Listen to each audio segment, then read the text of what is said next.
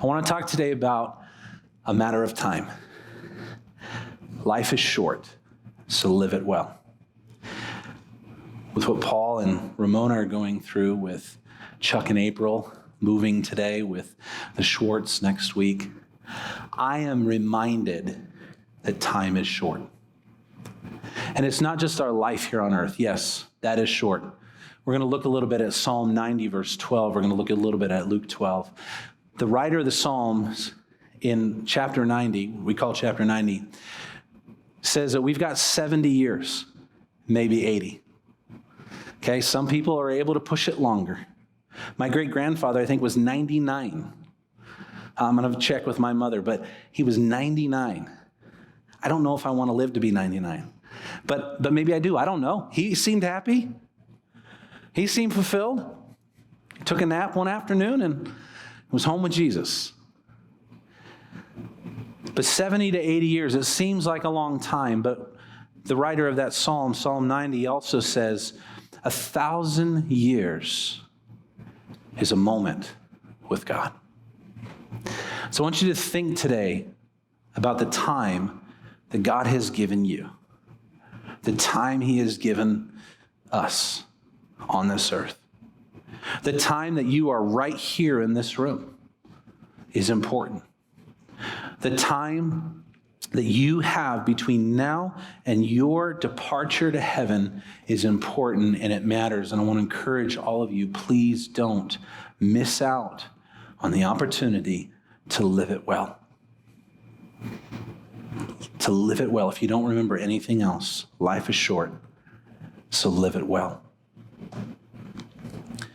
Psalm 90, verse 12 in the New Living Translation says, "Teach us to realize the brevity of life so that we may grow in wisdom." If I get a little bit emotional, I think it's where I'm at this weekend. You ever had one of those weekends? One of those weeks? Have you ever had one of those years? Okay. I was involved in a situation on Friday that would have been very life-changing if it had gone wrong. And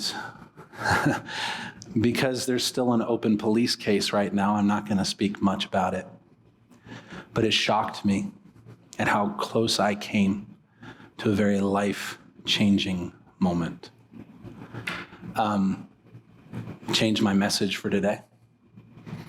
It changed a lot for me, and I think it will continue to change a lot for me. It involves some people who are really in trouble, and some bad decisions were made. And by God's grace, nobody was hurt. And I'm here standing in front of you. Life is short. The brevity of life hit me hard because I'm 42 and I have 4 kids living at home. And I have my 4th grandchild on the way. And I've been married for 24 years to my best friend. And I've seen a lot of people come and go in my life. I've seen a lot of friends move on. I've seen a lot of people die. I've been in hospital rooms and hospice situations where people took their last breath. And you get emotional when somebody dies because it reminds you of the brevity of life. But when you've been okay for 42 years, in my case, you don't think about how brief it really is. You don't think about how much life could change just like that. And so when the writer of the Psalms is saying life is short, he's saying God views time differently than we do. 1,000 years is a moment. A day is nothing. Your life, as James is going to say, I'm going to read that to you, is like an exhale. It's over. And as much as I thought I wanted people to know about how short life really is and how much of an impact, how much of a difference we can make in that short breath, the last 48 hours has changed me.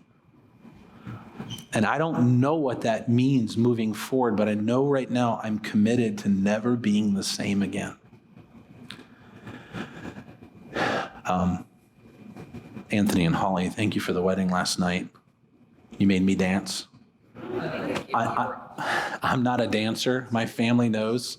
I have 2 left feet and 2 left hands when it comes to dancing. But I just realized last night, like, it was important. That's where we were. That's the moment we were in. You know, Ashley and Ryan, you guys just got married. Abby and LJ, you getting married. It's awesome. If you're craving ice cream right now, can you do me a favor and eat ice cream today? Because life is short. So live it well. And if you can't eat ice cream, eat some sort of enjoyable alternative, okay? All right. James chapter 4, 13 through 15, and I want to read this to you in the New Living Translation. Silas, if as I'm reading through this, you can skip through it. Look here, you who say, today or tomorrow we're going to a certain town and we'll stay there a year. Sure, Chuck and April didn't think you guys would be here for 2 years, right? Grant and Sarah, I don't know what your plans were, how long you thought you were going to be in Utah, but it's coming to a close, right? We will do business there and we'll make a profit, right? We've got plans. We're going to put our roots down. We're going to make an investment and we're going to return a profit. Something's going to happen. How do you know what your life will be like tomorrow? Think about it. How do you know what your life will be like tomorrow? Your life is like the morning fog. It's here a little while, then it's gone. This has hit me kind of hard again. I'm getting a little bit emotional. What you ought to say if the Lord wants us to. Some of your translations says, if the Lord wills. Some friends and I'm writing the letters down so I don't. ITLW. We used to say this all the time to each other, and God moved them on into other things and moved us on, but we'd have these long goodbyes at the front door. Their last name was Kimball, so we had these Radke Kimball goodbyes. Have you ever had those? You just stand at the door? Like you just spent 3 hours together hanging out, right? And everybody's just standing at the door, still talking, shooting the breeze, And so, but we would also, we'll see you tomorrow. We'll see you next week. ITLW, if the Lord wills. Maybe somewhere along the way I lost sight of that, and I'm praying to recapture that. If the Lord wants us to, if the Lord wills, we will live and do this or that. Otherwise, you're boasting about your own pretentious plans, and all such boasting is evil. This proverb says that we can plan, we can make our plans, but it's the Lord who orders our steps. It's the Lord who will nudge you from this side and from that side. Isaiah says he'll speak to you from behind. He'll say, go to the right or go to the left. When we trust that and we make our plans, we don't make our plans with an arrogance or a pride. We make our plans with a humility and a recognition that ultimately it's up to God. It's God's will that matters most. And if I really believe that I've been put on this earth for a purpose, that God intervened when my mother was on her way to an abortion appointment. If I really believe that God is ordering my steps and put me here on purpose, I'm going to live my life different. I'm going to live my life humble, but I'm also not going to live my life on pause. I'm not going to live my life saying, well, this could be it. This could be the last day, so why try? My life could be pretty insignificant. I could die when I'm 50. I could die when I'm 70. I'm just going to die when I'm 80. That means I'm less than halfway there.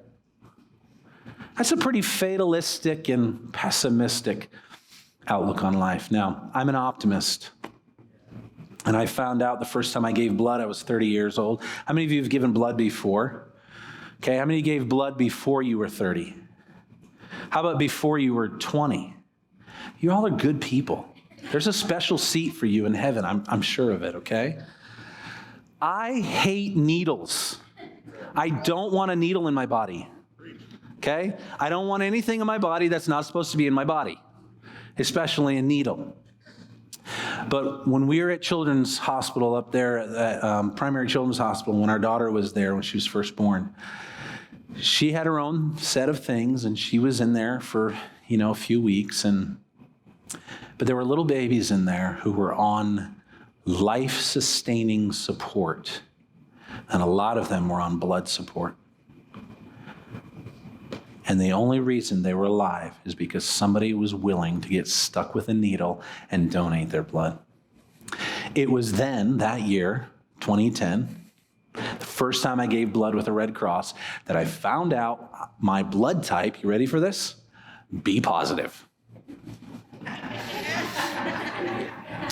I've always had a positive outlook on life. I've always been a bit of an optimist, somewhat naive at times, hoping for the best, believing the best, working towards the best. And I found out that year it's in my blood.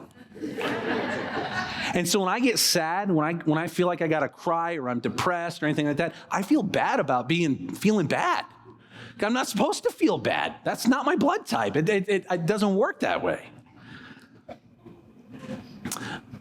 But reality and perspective says it doesn't matter whether I'm an optimist or a pessimist. It doesn't matter whether I have a positive outlook on life or a negative outlook on life or just a realist, right? Is the cup half empty or half full? Well, there's water in the cup, so take a drink, okay? However you look at life at the moment that you're in right now as a gift and an opportunity from God to not only make a difference, but to enjoy Him, to enjoy His goodness, to enjoy His gifts. James says this: every good and perfect gift is from the Father above. So what's good? What do you think is good? I'll tell you what I think is good. The biggest ribeye I can eat. That's good. I don't care what you partner it with. I just want the ribeye. And I do want a bunch of butter on top of it too. A good ribeye doesn't need anything, right? It just needs to be grilled and brought to the table. But I don't know, something about that butter. It's just, woo, it's awesome. How many times I've skipped a bowl of ice cream? I'm in regret right now for that. So I'm going to fix my regret this afternoon. And I'm going to eat a big bowl of ice cream, okay? Say it with me. Life is short. Live it well. One more time. Life is short. Live it well. Okay. Very good. It was kind of together and after and all that stuff. So that's why I wasn't a kindergarten teacher. Okay. Any other boasting about our own pretentious plans, the Bible says, is evil. So just do good. Be good. Make your plans, but enjoy the moment that God has given you with the people that He has given you. And some of those times are going to be going to the movies with your family. Some of those times are going to be sharing your faith with your friend or family member who's in crisis. It's going to be enjoying a great meal. And other times it's going to be saying, I need to put my meal aside. I need to fast and pray. I need to make intercession on behalf of this person or myself. Jesus, when He's talking about this in Luke chapter 12, verse 13 through 21, He talks about a man, a rich fool, it's called, who makes these plans. And in verse 16, it says, the land of a rich man produced plentifully. And he thought to himself, what shall I do? For I have nowhere to store my crops. And he said, I will do this. I'm going to tear down my barns. I'm going to build larger ones. And then I will store all my grain and all my goods. And I will say to my soul, soul, you have ample goods laid up for many years. Relax, eat, drink, and be merry. But God said to him, fool, this night your soul is required of you, and the things you have prepared, whose will they be? And look at verse 21. So is the one who lays up treasure for himself and is not rich toward God. Jesus is not condemning the storing of treasure. He's not condemning investing for your future. He is condemning the folly of someone who believes they're bulletproof, of someone who believes that they're immune to life, that they can somehow advance themselves to a position of security and no one can overturn it. You see the rich in our world, there are some, I shouldn't say all, there are some that they engage the world with an arrogance and a confidence and this sense that nobody can topple them, nobody can disrupt them. There's people who get involved and they're corrupt monetarily, financially, and they extort and they embezzle and they think they're never going to get caught. But whether they do here or not, God says, your soul is required of you. Everything you've built, everything you've prepared, everything you've invested is not going to save you from the inevitable. And so Jesus is saying, be rich towards God. The positive is be rich towards God. How can I be rich in my life toward God? It is to put him first. It is to put my plans, my prosperity, my health, everything in his hands and say, you know what? I'm going to make my plans, but not without first recognizing that, God, you are in control. You have a way, you have a will, you have a purpose, and you do what you want. And help me to understand it. Help me to walk in alignment with it. And so for many of you, the call to be rich towards God has everything to do with living your life the way you've planned, investing your time, your talent, your treasure in the things of his kingdom, all with this loose grip, a loose hold on things and on the physical and the mental things that we grab a hold on, letting them go and saying, I'm doing this, but I'm fully aware and recognizing this is yours, God. And so help me live rich towards you. And then you could become a very generous person and not give a dollar away. When your attitude is to be rich towards God, this man, this foolish man, thought he could just amass all of this and be completely insulated from the trouble of the world. And Jesus' warning is, you fool, your soul is required of you tonight. And just for perspective, y'all, all we have is today. All we have is this moment that we're in, right? And so how, in this moment, can I be rich towards God? I can be rich towards God by just giving thanks for the breath that I have. The ability to take it in and let it out. What a blessing that is. Thank you, God, for my breath. Thank you, God, for my family who's here today. Thank you for all of you who are here today. How can we be rich towards God in our heart, in our attitude, in our mentality? The next portion is something I've been needing to go over and over again, and that's verses 22 to 34 of Luke 12. And Jesus says something very, very familiar, I think, to most of us, but something we can all relate to struggling with. I tell you, do not be anxious about your life. How many of you are good friends with anxiety? Okay? It's okay. It's called human, all right? How many of you are like acquaintances? Okay, just, he shows up. They show up. Jesus says, do not be anxious about your life. Back up, take a big picture perspective. Your life, 70 to 80, maybe 100 years, maybe 30, maybe 50, you don't know. Don't worry about it. Don't give in to the anxiety. Don't let that anxiety become your master. Jesus said, consider the ravens. They don't store. They just eat the food that God provides. How many of you, by being anxious, verse 25, can add a single hour to the span of your life? Have you ever thought about your life in hours? 24 hours is one day, right? 100 days is 2,400 hours. You guys do your own math. You guys have calculators on your phone, okay? How many hours do you have left? You ever thought about that? You don't have to be all doom and gloom about it, but how many hours do we have left? Jesus said, there's nothing I can do, nothing you can do to add an hour to my life. God's already got those days numbered, those hours numbered. And so he says, here's what I want you to think about. Seek his kingdom.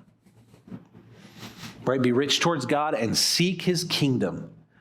If life is short and I'm going to live it well, I'm going to be rich towards God, I'm going to seek his kingdom. And all of these things that I can be anxious about, the span of my life, the food, the clothing, the shelter, the stock market, the crypto market. Oh my goodness. I sure hope it comes back up. Otherwise, I'm just going to take what I have and go buy some ice cream because that's probably about all I'm going to have. It's about all I'm going to have left. But why are we staying stuck in anxiety, right? It's because we forget that God's got every hour measured out. He's got it all figured out, and I don't have to worry about it. And yeah, I can take a total bath, when it comes to losing everything in the crypto market, and I can eat a bowl of ice cream and thank God, and it's all good. Now, I'm optimistic, be positive, that the crypto market's going to come back up. But you know what? I'm not holding my breath. Are we making the most of the opportunity God has given to us to live life well, or am I gripped by anxiety? I pray that God would set us all free from that grip.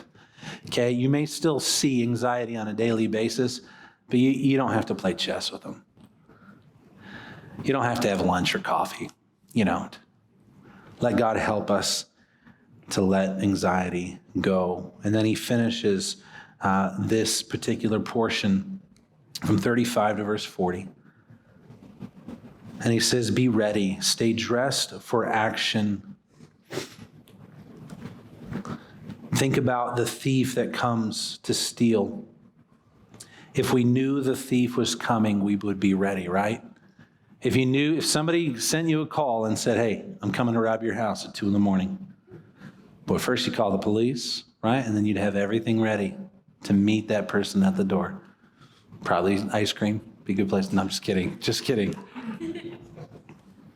But Jesus finishes that part and says, you also must be ready, for the Son of Man is coming at an hour you do not expect. Can you say an hour?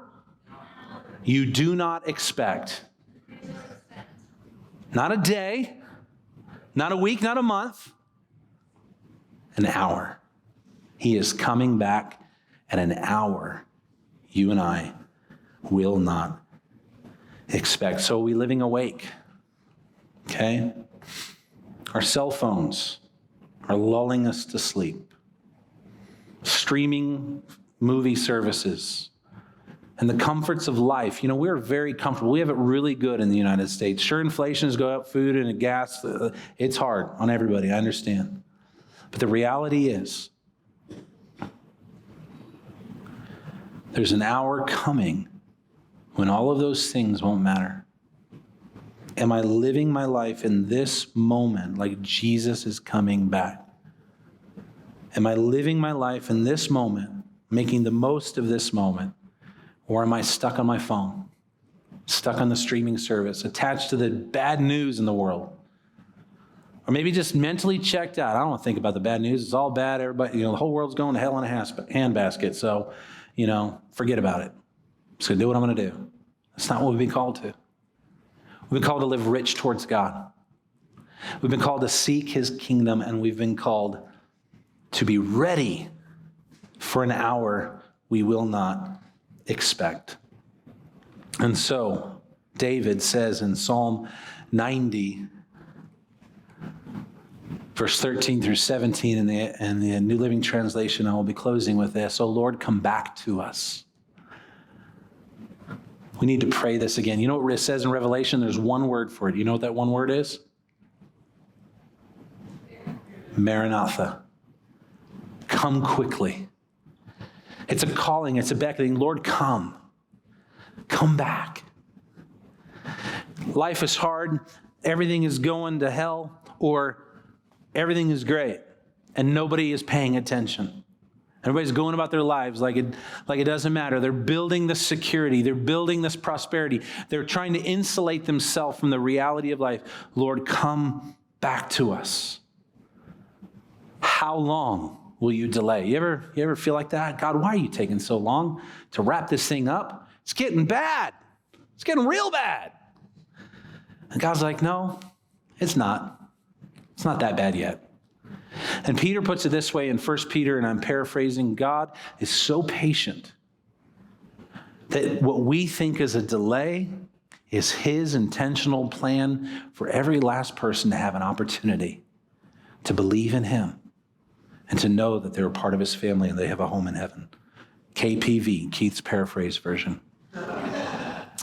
So Lord, come back to us. How long will you delay? Why are you taking so long?